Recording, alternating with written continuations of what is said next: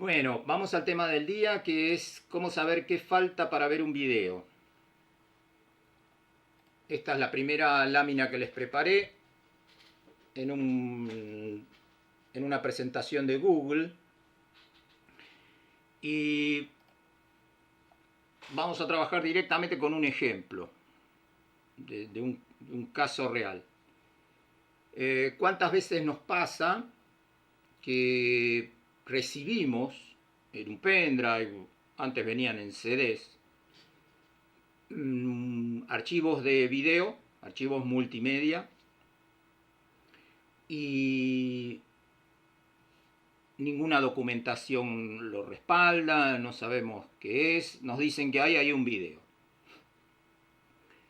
Entonces, yo les estoy mostrando una carpeta en donde hay un video y hay otro archivo que tiene la extensión exe por ejecutable. Entonces todos sabemos que ahí lo que hay es un programa del cual no sabemos nada. Por el nombre parece ser un reproductor de video. En muchos otros casos solo dice install.exe, así que ni siquiera esto podemos inferir. ¿Y cuál es el problema de estos programas? Es que nadie sabe de dónde salieron originalmente. Pensando bien, los circuitos cerrados de televisión almacenan un conjunto de imágenes de diferentes cámaras en algún medio digital, un disco rígido, lo reproducen en pantalla. Hola Gustavo, bienvenido. En la pantalla del circuito cerrado de televisión, pero a la hora de exportar las imágenes para trasladarlas a otro lugar, generan un archivo en algún formato y acompañan un pequeño ejecutable que tiene que ser instalado en la computadora en donde ese video se pretende ver. Hasta acá todo bien, insisto. Pensando bien, esto es lo que debería pasar. Renber, bienvenido. Perdonen si me salteo alguno. Ya les dije demasiadas pantallas para atender. Sí, voy a tratar de responder los comentarios o las preguntas que ustedes me escriban acá. Les decía entonces, ese archivo ejecutable, la intención de ese archivo es que una vez instalado algo en una computadora, se empiece a poder ver el archivo de video que nos interesa como parte de alguna pericia. Ahora, aún pensando bien que ese archivo no contiene nada malintencionado en su origen, es muy probable que contenga algo que dañe nuestro equipo. ¿Por qué es esto? Porque los circuitos cerrados de televisión no tienen ningún estándar. Hacen lo que quieren con tal de cumplir su cometido, que es almacenar imágenes de un circuito de cámaras. Nada más que eso. Lo que nosotros tenemos que hacer, una investigación forense basada en esas imágenes, no tiene ninguna relación con el origen de este dispositivo y por lo tanto de este ejecutable. Entonces, ¿qué es lo que pasa habitualmente? Puede ser que este archivo exe sea un reproductor, donde simplemente y sin alterar nada en nuestro registro de la computadora, empiece a ofrecer una nueva herramienta que reproduzca el archivo de video en la secuencia que corresponda. Pero ustedes saben que todos los archivos de video para ser reproducidos necesitan de un pequeño traductor que en tiempo real descomprime la imagen y que se llama codec. Voy a hacerles dentro de poquito una pequeña explicación para los que no entienden nada de video. Pero los que andan en el tema de videos y programas descargados por televisión, para ver en televisión, deben saber lo que es un códec. Bueno,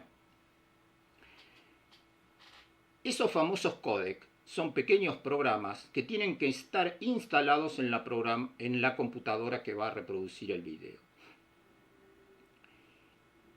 Y ahí es donde está el peligro. Algunos de estos exe ejecutables instalan un códec en nuestra computadora. Y ustedes me van a decir, bueno, pero el video se ve, perfecto. Pero esos programas que se instalan pueden contener varios archivos que tengan el mismo nombre que otro códec que ya teníamos instalado en el pasado y que nos servía para ver otro tipo de videos. Alguno de esos pequeños programitas se llama exactamente igual. Incluso se puede llamar igual que algún archivo necesario para algún códec estándar de los que viene originalmente con el Windows. Y este programa no se va a tomar el cuidado de avisar, che, cuidado, te voy a reemplazar acá un archivo que ya tenías. No va a decir nada, ni va a hacer nada más que reemplazar lo que encuentra en tu computadora con un nuevo archivo necesario para reproducir el video que ahora quieres ver. Entonces, ahí están viendo una parte del problema. ¿Qué es lo peor? Que este nuevo archivo reemplace al anterior, ustedes no se enteren y a partir de ahora, cuando reciban un video de aquella fuente original con la que ya habían trabajado en el pasado, el encargado de traducir la información de la nueva secuencia de imágenes va a ser este nuevo códec al cual no le tenemos ninguna confianza. Entonces, primera alerta, por lo menos para los que no saben de esto, nunca instalen nada que venga acompañando los archivos de video que ustedes quieren peritar. Ustedes necesitan una computadora que se mantenga un poco como el laboratorio de Wuhan en China, mal chiste, aislado del resto del mundo. Una computadora en donde los códecs instalados en ella sean confiables. Una computadora en donde si en el pasado vimos un video de una cámara de seguridad y a partir de ahí hicimos una pericia o un informe midiendo la velocidad de un vehículo o la altura de una persona de interés, que nada sea alterado en el futuro para poder seguir confiando en los resultados que esas imágenes nos entreguen. Entonces, con esa intención es que les voy a insistir con esta cuestión de nunca instalen nada nuevo en una computadora que usan para peritar, para hacer análisis forense o multimedia. Entonces, esta es la situación. Acá hay un archivo de video. Yo puse una extensión XXX porque en realidad, en general, esos archivos tienen extensiones rarísimas. Y haciendo botón derecho en propiedades veo que tiene 640 megabytes de tamaño. Me da también a la idea de que es un archivo de video. Ustedes conocen algunas extensiones de archivos de video AVI, la más familiar, MP4, otra, MKV. Estas son las más conocidas. Pero otra vez, la extensión del archivo no nos da mucha información con relación al video en sí mismo. Acá hay algo que tengo que leer, perdón. En ese caso, ¿no sería mejor trabajar con un... supongo que te referís a un sistema operativo, ¿sí? OS. Marky Uraga me está preguntando, en ese caso, ¿no sería mejor trabajar con un OS tipo Live?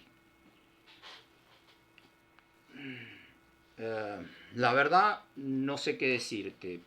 Todos los programas de videoanálisis, los que son dedicados específicamente a videoanálisis, funcionan en el entorno Windows. Por supuesto, podríamos armar una máquina virtual.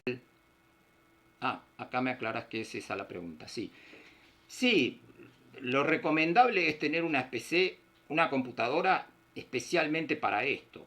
Algunos las podemos tener, otras no. Yo en su momento intenté hacerlo, ahora tengo las cosas un poco mezcladas entre diferentes computadoras.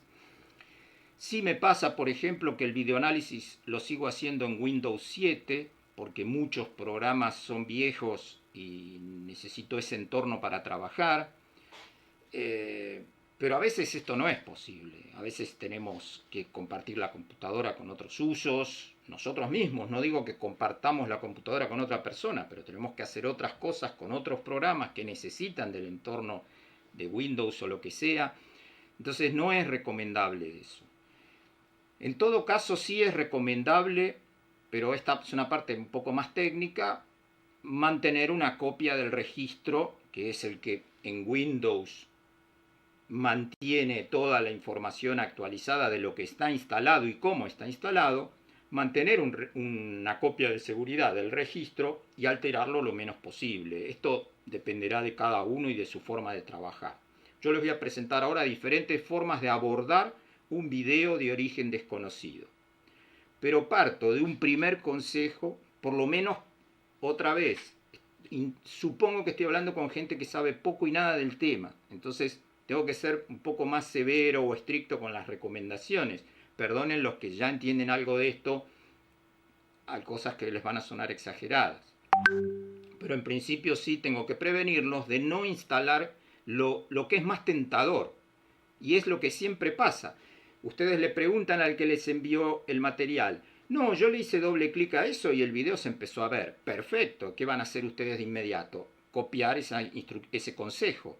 Ahí es donde está el problema. La persona que lo hizo no sabe de todas estas advertencias que yo les estoy planteando y de buena fe les da un consejo desde su saber y entender. Ustedes no deberían seguirlo.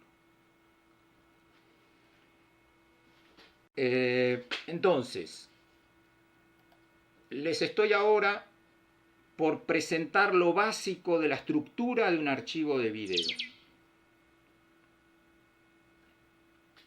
Perdón, me empiezan a aparecer algunos mensajes y me pierdo.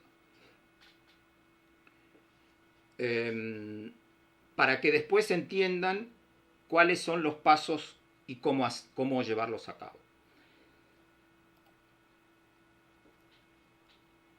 Esta es la primera estructura, lo básico que hay que conocer de un video, que es el contenedor.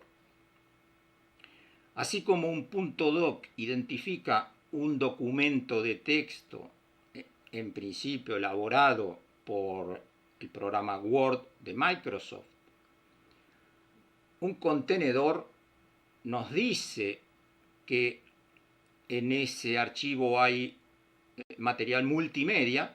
Cuidado, no es solo imágenes de video, también puede ser pistas de audio, subtítulos y demás, por eso hablo de multimedia. Pero el contenedor no dice mucho más de qué puedo encontrarme ahí adentro. Acá puse que es un poco el envase, y lo que hace el contenedor es organizar los datos que van a aparecer luego en una cierta secuencia.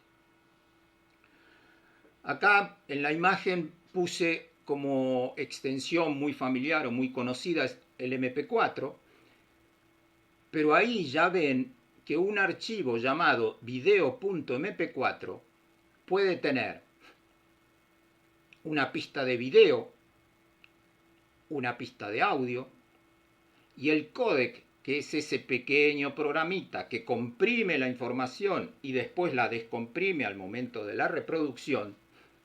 Ya ven que en la imagen hay dos videos, dos archivos multimedia que contienen un audio con el códec AAC, pero adentro de un mismo archivo con la extensión MP4 puede haber un códec de audio llamado H264, que es el más familiar, o un códec de video llamado H265, que es la versión más moderna que lo viene a reemplazar. Entonces el archivo sigue teniendo la extensión MP4, pero adentro puede haber diferentes pistas de información y además diferentes códecs pueden ser los que comprimieron esa información. Entonces, cuidado con el códec, perdón, con el contenedor que no nos da toda la información que necesitamos de un archivo. Ahí es donde empieza a jugar el famoso códec, que es lo que nos interesa para poder reproducir un archivo multimedia y lo que en general nos falta. En principio, ¿por qué nos falta? Porque los circuitos cerrados de televisión usan algún códec tradicional, estándar y familiar para todos, como puede ser el H264, pero a veces, por cuestiones de seguridad, por política comercial, por diferentes razones, alteran el códec de alguna forma, lo transforman en lo que se llama un códec propietario, que ya no puede ser reproducido sus datos comprimidos en cualquier equipo instalado con los códecs tradicionales. Hay códec de circuitos cerrados de televisión que superponen imágenes de diferentes cámaras, como ya vimos en la clase pasada donde hablé de videos multiplexados. Ese video ya está disponible en mi canal de Instagram por ahora. También intento en el futuro subirlo a mi canal de YouTube, me va a llevar un poco más de tiempo. Pero ahí en videos multiplexados ya hablé de archivos multimedia que contienen imágenes de diferentes cámaras superpuestos uno detrás del otro en una secuencia. Entonces, lo que hace el códec propietario en ese caso es separar un fotograma cada cierta cantidad y con ellos componer la imagen de una de todas las cámaras del circuito. Eso se llama multiplexado. Otra de las razones por las cuales existen estos códecs propietarios que necesitan estar instalados en la computadora en donde después queremos reproducir el video.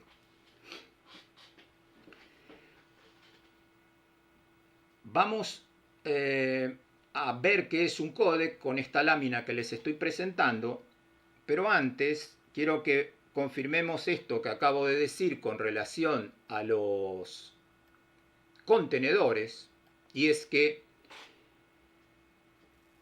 en este caso yo sé que este archivo es un AVI, el contenedor de este archivo es un AVI. Entonces yo voy a cambiar donde puse yo XXX y voy a escribir A, B corta, I. Me aparece una advertencia, ¿está seguro que desea cambiarlo? Sí. Como ven, al poner una extensión de un archivo multimedia, mi sistema operativo Windows ya asoció esa extensión AVI con el programa que yo le especifiqué a Windows que sea quien trate con archivos multimedia. Entonces, el icono, que antes era universal, se transformó en el del programa VLC, que es un reproductor de video estándar que yo recomiendo mucho. Este es el programa que yo tengo asociado con los archivos AVI. Algunos de ustedes tendrán el Windows Media Player y aparecerá su símbolo en lugar del VLC, que es el conito naranja y blanco. Si esto fuera un archivo .doc, al yo darle doble clic y tener asociado el Microsoft Word en mi sistema operativo, tendría que reproducirse. Entonces yo le voy a dar doble clic a este archivo, se abre el programa VLC y ahí el programa intenta hacer una reproducción con los códecs que tiene propios. El VLC no hace uso de los códecs instalados en el sistema operativo. Hubo un problema con la transmisión. Espero que me sigan viendo.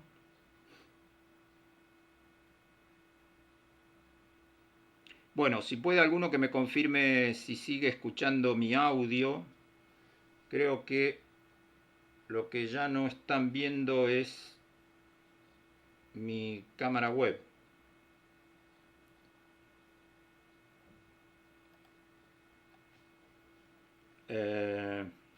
Bueno, alguno por ahí, por favor, si me escribe, si tiene por lo menos mi audio, sigo con lo que estoy diciendo. Les estoy mostrando que el VLC, mi reproductor de video, intenta, se escucha, genial, gracias, intenta reproducir este archivo multimedia, pero no lo logra.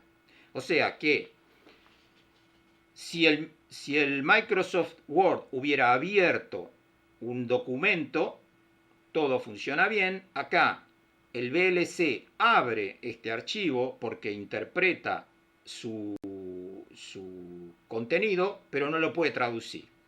Entonces, acá lo que sí está faltando es el códec adecuado. Delfín 04, desde Bilbao. ¡Wow! Que están lejos ahí. Y es tarde. Les mando un saludo a los amigos de Bilbao.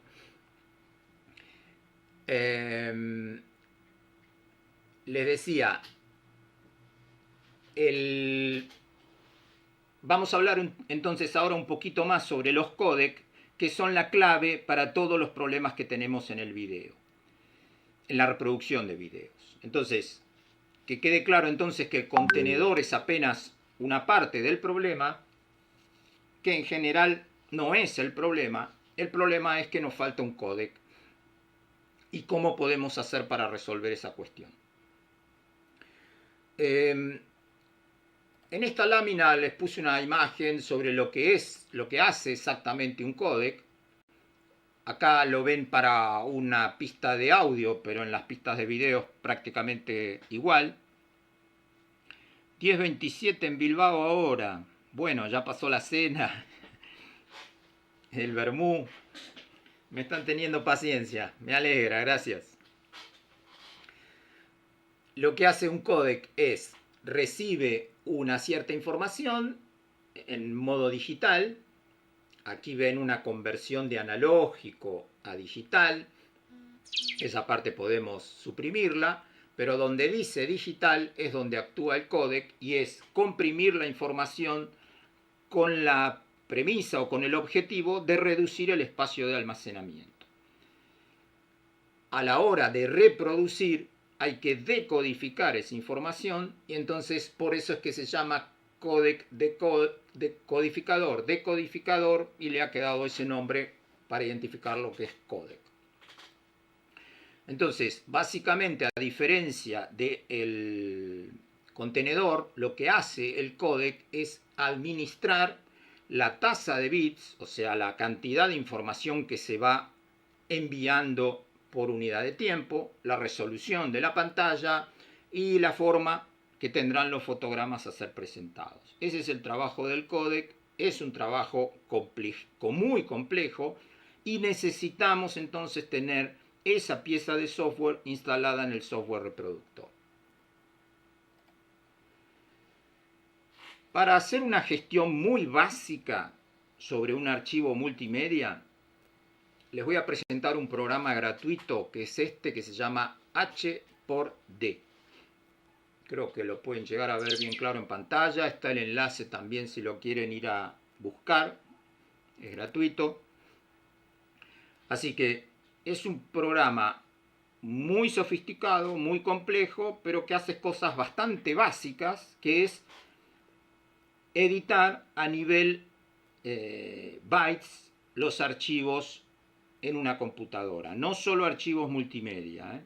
Cualquier archivo digital va a ser interpretado por este programa y presentado de alguna manera en pantalla.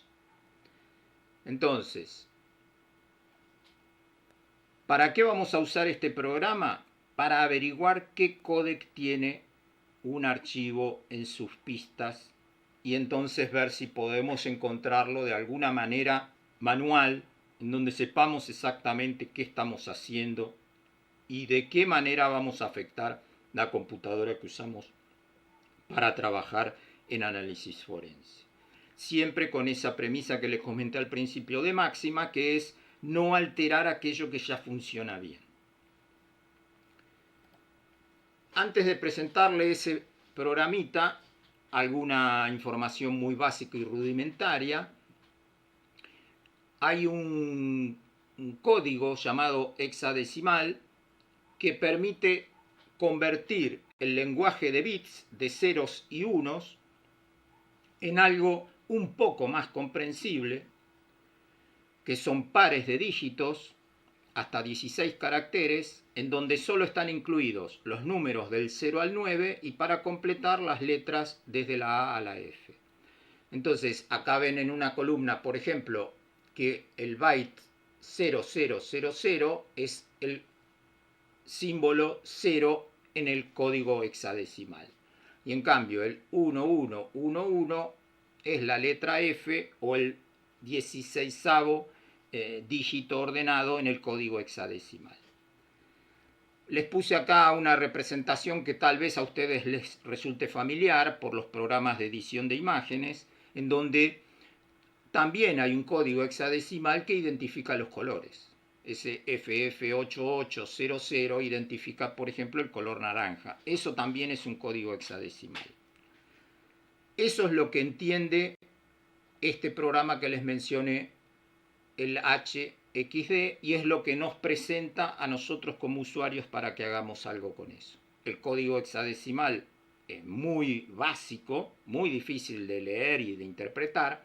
Entonces, la otra información que nos da este programa ya sí es un poco más familiar para los que somos nerds como yo, que es el código ASCII. El código ASCII viene de la época de las primeras digitalizaciones en las comunicaciones. Creo que esto lo diseñó la empresa Bell, la telefónica norteamericana, en donde asigna también un número desde el 0 al 254 para identificar cada uno de los dígitos que nosotros sí comprendemos, y en particular reserva del 32 al 127 los que se llaman caracteres imprimibles, que son los que sí nosotros reconocemos, como los números del 0 al 9 y las letras mayúsculas, minúsculas y demás. Esto después se extendió en un ASCII extendido, no importa mucho, para agregar otros lenguajes, pero digamos, el ASCII básico es el que los programadores entienden.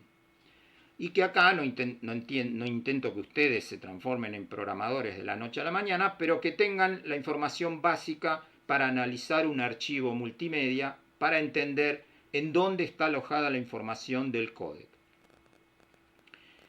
Y bueno, esta ya es una captura del programa este que les mencioné. Hay tres columnas. A la izquierda es una dirección de memoria en color azul. En el medio está el famoso hexadecimal, que representa la información en bytes contenida en el archivo. Y a la derecha está el famoso ASCII, que de alguna manera nosotros podemos llegar a entender. Esa es la parte que nos interesa. En el encabezado de un archivo multimedia, el que estamos discutiendo en esta clase, hay una cierta información, como por ejemplo lo hay en un documento de Word, que al principio dice el autor, la fecha en que fue elaborado, las fuentes usadas en el documento y demás. Acá en los archivos multimedia, en general, en el encabezado, lo que hay es la información del contenedor. Qué tipo de archivo es y sobre todo qué códecs van a permitirnos traducir el contenido de las pistas multimedia, que pueden ser muchas. Ya les mencioné, puede haber más de una. Entonces acá voy a mencionar algo muy importante para los que hacen multimedia. Insisto con esto, lamento haberlos mareado con cosas tan extrañas hasta ahora. Pueden ahorrarse todo lo que tiene que ver con el código hexadecimal, con el código ASCII, pero nunca se van a poder ahorrar lo que les estoy presentando ahora, que es entender qué es el código 4CC. Les dije que los códecs gobiernan la interpretación de los datos multimedia a la hora de reproducirlos. Y todos los códecs tienen un código de 4 dígitos que los identifica. Entonces, por ejemplo, el más conocido actualmente es el H264. Justamente el código 4CC de la códec H264 es H264. Estos códigos son innumerables, todos diferentes, pero hay una casualidad. Muchos códecs propietarios basados en el universal y estándar H264, por haberle hecho algún pequeño cambio, cambian su propio código ForCC a algo parecido. Entonces, si ustedes encuentran que en las primeras direcciones de memoria de un archivo multimedia abierto con este programa que les mencioné, aparece algo parecido a 264, ahí ya tienen una buena pista. En este caso les estoy mostrando un archivo que tiene un código ForCC llamado N264.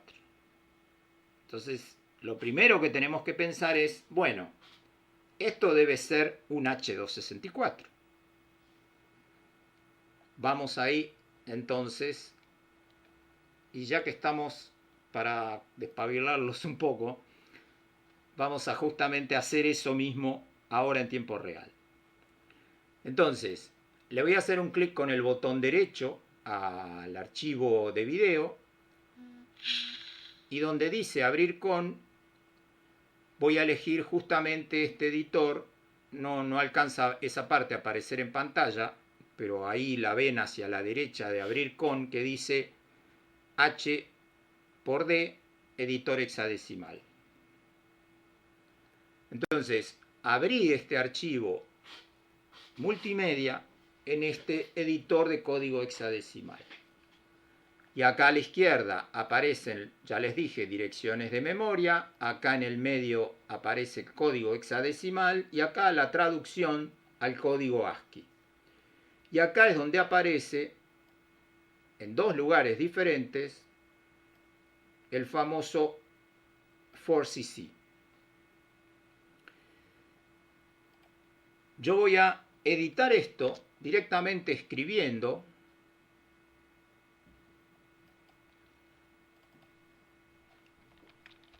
H264, lo que escribo nuevo aparece en color rojo, acá lo hago también, H264, y fíjense en la carpeta en donde tenía ese archivo, que es esta, vamos a tratar de dejar todo a la vista simultáneamente, ya hice la modificación, H264 en los dos lugares, ahora voy a hacer clic en guardar. Se está guardando, es un archivo de 640 megas.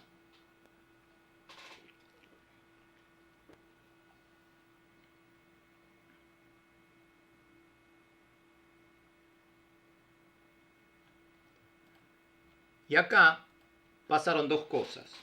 Por un lado, apareció una copia de seguridad del archivo original. Maravilloso.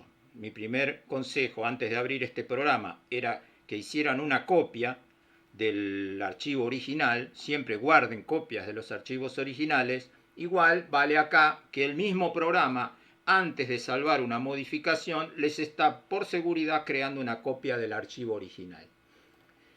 Y acá, por haber cambiado una letra del código ForCC, fíjense lo que pasó. Ya el icono del archivo de multimedia se convirtió en una imagen que podemos comprender. Entonces esto también ya nos está dando la pista de que a partir de ahora este archivo puede ser bien interpretado por el sistema operativo en donde estamos trabajando. Entonces yo ahora le voy a hacer un clic con el botón derecho. En vez de reproducirlo con el VLC, lo voy a abrir con el reproductor de Windows Media.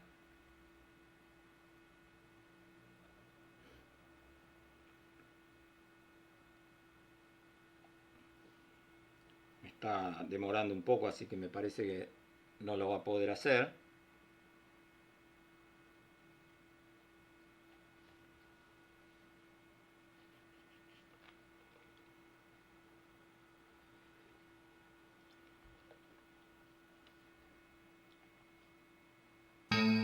Sí, me está dando un error el reproductor de Windows Media. pero voy a abrirlo entonces con el VLC.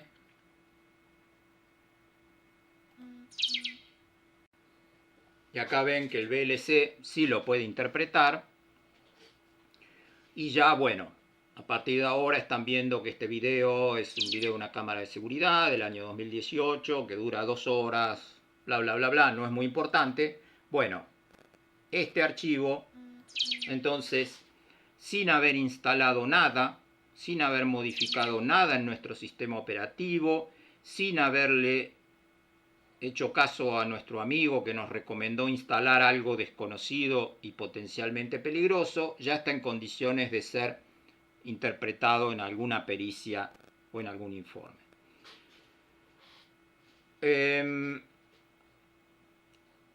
A partir de acá empieza otra serie de problemas, ¿sí? Que tiene que ver si esto se está reproduciendo a la velocidad correcta, en las dimensiones y sobre todo en la relación de ancho por alto correcto. Digamos, eso lo vamos a ver en otro momento, pero acá resolvimos la cuestión del famoso códec que supuestamente no teníamos, pero en realidad este archivo en particular, por haber sido comprimido con un códec H264 propietario, puede ser reproducido con el códec H264 estándar que estoy seguro todos ustedes tienen instalados en su computadora. Hay una página que se llama 4cc.org. Hasta hace unos años era lo mejor que había para conseguir información de los códecs, porque eso también es algo necesario. Informarse bien sobre qué códecs hay, dónde están, cuál es el código 4cc de cada códec. Hasta hace unos años era una buena fuente de información, ahora está un poco desactualizada, pero por lo menos para los códecs antiguos, que en general son los que vienen de circuitos cerrados de televisión, que forman parte de alguna prueba pericial, este es un buen lugar en donde ir a buscar información sobre códigos 4cc.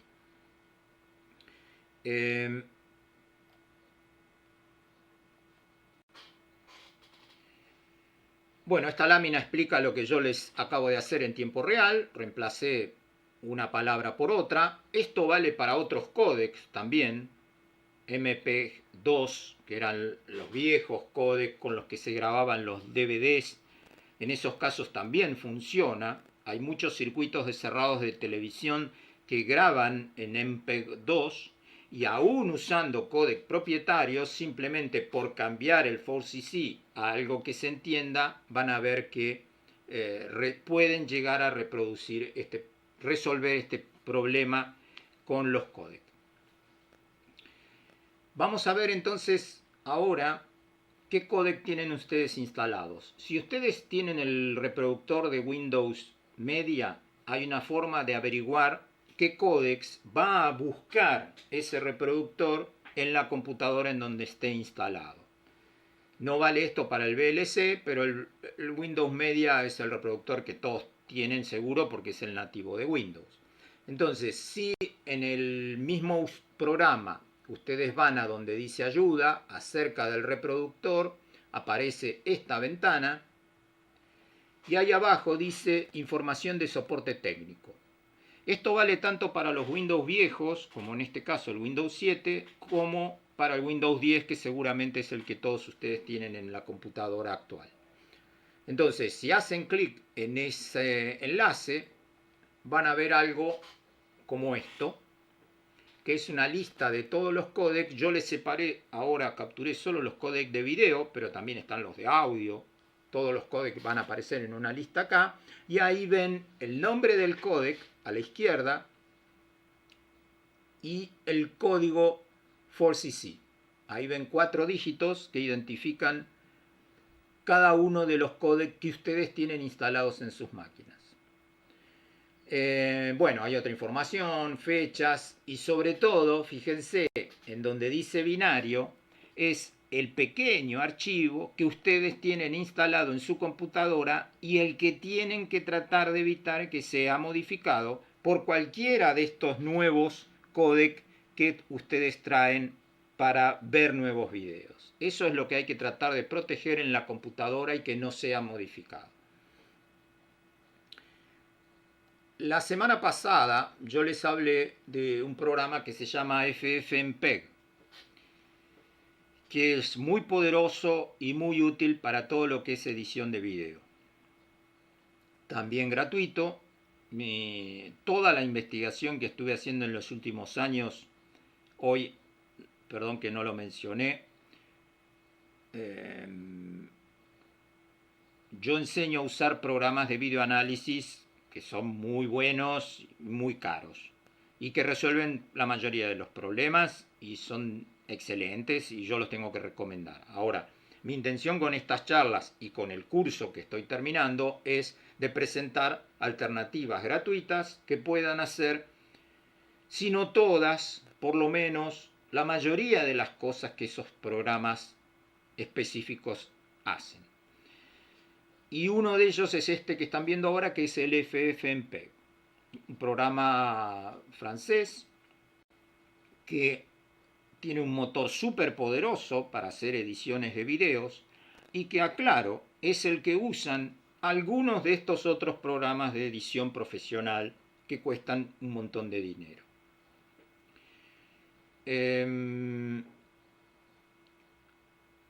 FFmpeg tiene una gran desventaja y es que se opera por líneas de comando. Ustedes tienen que escribir.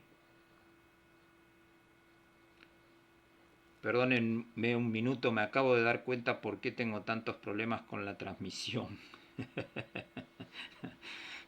Y es porque tenía apagado el Wi-Fi y estoy usando datos en mi teléfono.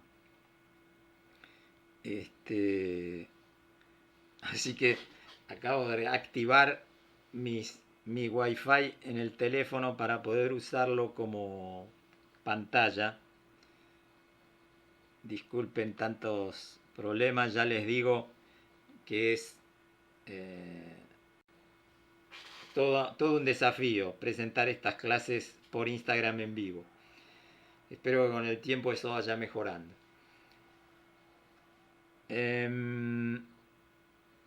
¿Dónde estaba? Con el FFmpeg. Entonces, la ventaja de este programa es que es gratuito, de código abierto, y está mantenido desde hace muchísimos años por un montón de gente. La desventaja, ya les digo, es que se opera por línea de comandos. Ustedes tienen que escribir letra por letra lo que le quieren indicar al programa que haga. Algunas cosas básicas son muy sencillas. Una de ellas es la que acá estoy señalando, que es preguntarle a FFmpeg qué códecs hay instalados en la computadora. ¿Cómo llegamos a abrir este panel de comandos en Windows? En Windows 10 se hace de otra manera, pero acá yo lo que recomiendo es dos situaciones. Por un lado, hacer clic con el botón derecho dentro de la ventana del explorador en donde están los archivos que queremos examinar. Y sin nada seleccionado,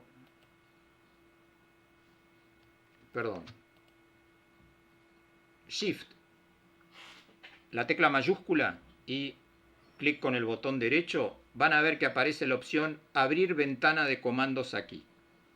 Esa es una de las formas que permiten abrir esta ventana de comandos en Windows. No es la que más uso. Voy a cerrar esta. La que yo más uso es hacer un clic en donde se escribe una dirección a donde se quieran dirigir y escribo CMD por el programa que permite ingresar líneas de comandos, y ahí van a ver que se va a abrir esta misma ventana negra, con la particularidad de que esta ventana se abre dentro de la carpeta en donde estamos trabajando. ¿Cuál es la ventaja? Si no hicieran esto, y muchos de los que instalan el FFmpeg tienen ese problema, cuando ustedes convoquen al programa FFmpeg, lo van a hacer desde la carpeta en donde ese programa está instalado, Y cuando quieran indicarle una dirección o una carpeta de un archivo en particular, van a tener que escribir C2 puntos, barra, y como leen ahí, documentos, barra, FBA, clases o lo que sea, todo un choclo larguísimo para llegar a identificar un archivo. Por haber abierto la ventana de comandos de estas dos formas que les indiqué, ustedes se garantizan que ya se encuentran en la carpeta de interés. Entonces ahora los archivos los pueden invocar simplemente por el nombre.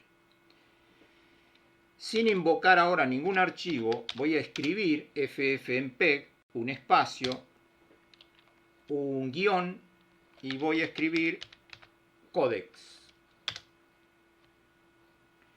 Y lo que ven ahora que se despliega será mayor, más o menos extenso según el contenido de los códecs que ustedes tengan, pero acá va a aparecer una lista inmensa con todos los códecs que yo tengo instalados en mi computadora.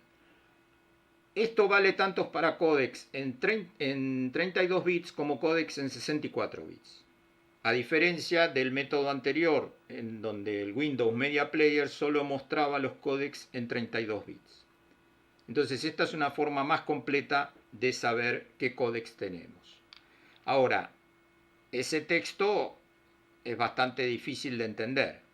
Entonces yo lo que les sugiero, ahora ya terminó en mi máquina, es que usen esta otra sentencia que dice ffmpeg-medio codecs, pero hay no sé cómo se llama este símbolo, pero una flecha que indica a dónde queremos que vaya esta salida, y en este caso yo le di un nombre a este documento que se llama codecs.txt. Con esta instrucción lo que le estamos diciendo a ffmpeg es que el resultado de esa lista no lo presente en pantalla, sino que lo envíe a un archivo de texto. Entonces, yo ahora lo copié, clic con el botón derecho copiar, perdón, no lo hice bien, lo vuelvo a hacer, copiar, y ahora voy a la ventana, perdón, que no lo estoy diciendo, acá, voy a la ventana en donde escribo mis instrucciones. Por un lado escribo una que se llama Clear Screen para limpiar la pantalla, no es imprescindible, pero acá yo puedo hacer clic con el botón derecho y pegar la instrucción que acabo de copiar antes. Un Enter, y ahí muy rápido terminó de mandar la lista de códecs, y acá ven que apareció un nuevo documento que se llama codecs.txt. Le voy a hacer un doble clic para abrirlo, y acá lo ven, una lista de todos los códecs que yo tengo instalados en mi computadora. Bueno, no quiero ya complicarlos demasiado. Hay una letra que identifica qué tipo de códec es. Yo sí lo agregué en este documento traducido al español. Entonces acá dice, según la letra, si es un códec de video, si es de audio, si es subtítulo, si es un códec que comprime con pérdida de calidad, si es un códec que comprime sin pérdida de calidad, cosa de la que voy a hablar en alguna clase en el futuro. Bueno, temas más complicados. Abajo sí les agregué la línea completa del códec H264, que es el que más nos interesa, y ahí toda la información que este programa ffmpeg nos provee. Ampliando un poco lo que podemos hacer con el ffmpeg referido al tema de los códecs, el ffmpeg tiene además un reproductor que se llama ffplay, que también se convoca así como línea de comandos y que lo que hace es reproducir un archivo multimedia. A veces va a convenir operar con ffplay. Yo ahora las instrucciones se las voy a explicar con el ffmpeg, pero es posible hacer lo mismo, no exactamente lo mismo, pero muchas de las cosas que yo les voy a mostrar con el ffmpeg también las pueden hacer con el ffplay, a la hora por lo menos de reproducir un video. Perdón, voy a intentar que me vean otra vez en cámara, a ver si es posible.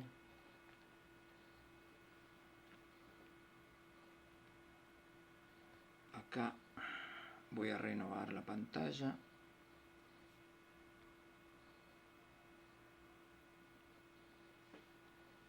Y se supone que ahora deberían verme otra vez.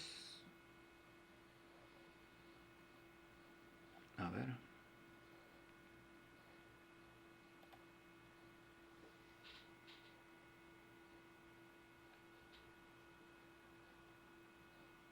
No, hay algo que no funciona, así que no voy a perder tiempo, voy a terminar lo poquito que me falta. Bueno, les decía entonces, algo interesante que también pueden hacer ustedes con el FFmpeg. Se unió más gente, bienvenidos.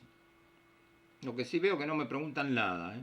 Los invito a que me escriban lo que quieran ahí, que yo cada tanto le presto atención a las líneas de sus consultas. Con el FFmpeg podemos hacer algo que acá lo representé con esta línea, en donde forzamos a un archivo multimedia a ser interpretado con un códec en particular.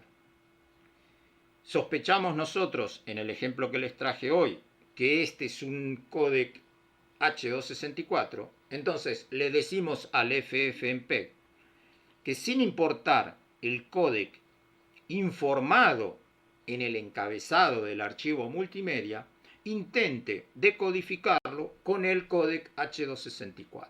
Por eso ahí dice "-f H264" para forzar el códec, el intérprete que vamos a usar en la reproducción. Después de eso sigue un "-i", en donde se instruye qué archivo hay que abrir. Después hay una sentencia que indica qué hacer con el códec. Por eso además dice V por video, el códec de video, y que haga una copia, o sea, que no lo recodifique. Algo muy interesante que hace FFmpeg es operar sobre archivos multimedia sin modificar su contenido. Guarda copia bit a bit del original. Muy importante en el tema pericias y muy distinto a lo que hacen los editores de videos profesionales, que yo siempre recomiendo no usar. Según las condiciones, hay cosas que no se pueden hacer sin recodificar, pero muchas, como es esta, la pueden hacer sin recodificar, o sea, sin modificar el contenido de los fotogramas. Y lo último que se le indica es el nombre del archivo de salida, o sea, a dónde hay que ir a guardar lo que FFmpeg va a leer. Entonces yo voy a leer, esa sentencia la voy a copiar y la voy a pegar otra vez en la línea de comandos de Windows. Acabo de darle un Enter y está procesando. En este momento no sé por qué está tan pesada esta máquina, pero se debe haber quedado medio trabada. Con lo que... un aviso de mi antivirus, perdón, que interpretó esto como peligroso, así que lo voy a repetir, por eso fue la demora. Ahora sí está procesando el video. Pueden aparecer algunos mensajes en color naranja durante el procesamiento. No son muy importantes, son advertencias menores, pero sí se pueden dar una idea del tiempo que va a demorar esto, porque al final ahí dice speed por velocidad 300 veces la velocidad de reproducción. Entonces pueden hacer una cuenta. Si el archivo dura 1 hora, esto se va a terminar en 300 veces menos que 1 hora. Ahí ya terminó, así que ni sigamos perdiendo tiempo haciendo cuentas. Acá hay alguna pregunta. Sí. Núñez Pablo Martín me dice que FFmpeg cuenta con un listado de comandos para las instrucciones. Por supuesto.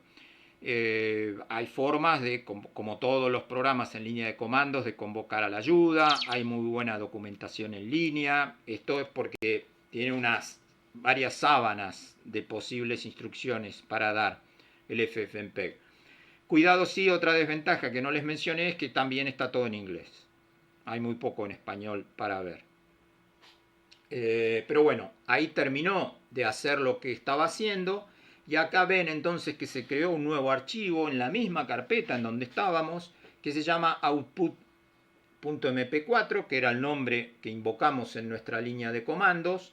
Y si le damos doble clic a este archivo, van a ver que, aún partiendo de un archivo que tenía un código 4CC propietario que no tenemos instalado, al haber forzado a FFmpeg a leer el contenido del archivo con un reproductor conocido, con un códec conocido, ven entonces que tenemos otra vez la posibilidad de ver el archivo, sin instalar nada raro y sin comprometer la computadora que usamos para nuestro trabajo en investigación de imágenes o de pericias, el trabajo que ustedes tengan.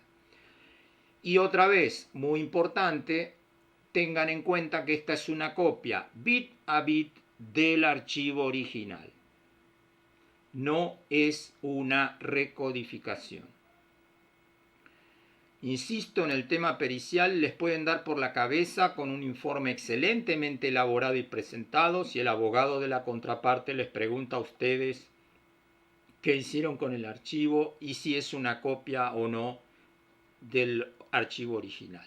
Un tema que voy a tratar en otra clase porque el tema de las copias en términos digitales es una cuestión bastante controvertida. Bueno, ¿cómo estamos de tiempo? Justo estoy en 1 hora. Gente, me quedaron algunas cosas por mostrar, pero este es un tema bastante largo, así que va a seguir en alguna futura clase. Sobre todo, quiero mostrarles qué hace exactamente alguno de esos programitas que se instala en nuestra computadora y modifica cosas que no tenemos que modificar por ninguna razón. Bueno, acá están los datos en donde me pueden encontrar. Por ahora voy a seguir sosteniendo este horario. Entonces, sábado que viene, 17 horas, espero verlos otra vez.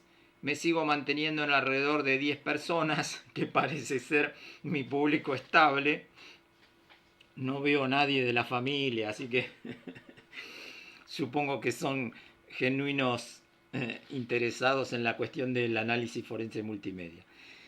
Perdonen que fue el final un poco apurado. Me tengo que limitar a la hora, como les mencioné al principio. Otra vez les mando un saludo y les insisto, por favor háganme todas las preguntas que quieran. Si no se las puedo responder en el momento, quedarán para la próxima clase. Un saludo.